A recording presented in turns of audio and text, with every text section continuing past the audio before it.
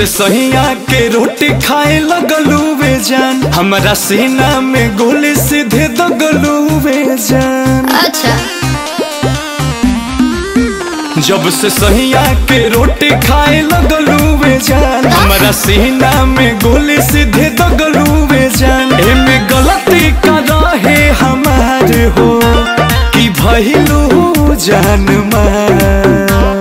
सुनो ढेर रांझा वाला प्यार जन करो यार, गोली मार दी भातार हो आधा कर रंगदार। ढेर रांझा वाला प्यार जन करो यार, गोली मार दी भातार हो आधा कर रंगदार।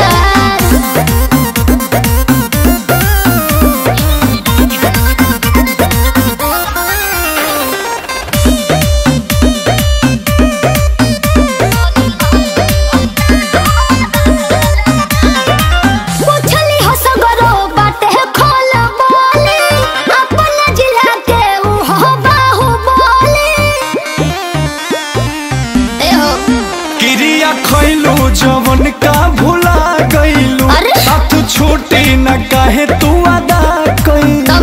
प्रीतिया बकाचा तोहार हो ए धनिया हमार। ढेर रांझा वाला प्यार जन करो यार, गोली मार दी भातार हो आधा कर रंगदार। ढेर रांझा वाला प्यार जन करो यार, गोली मार दी भातार हो आधा कर रंगदार।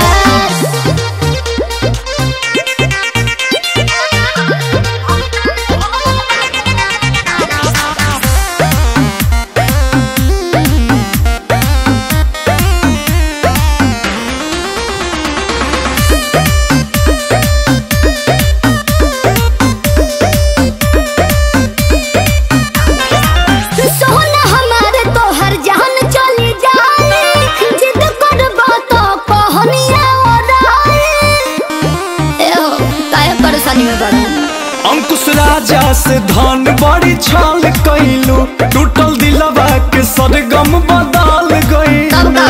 तनिको न कैलू विचार हो चल गईलू।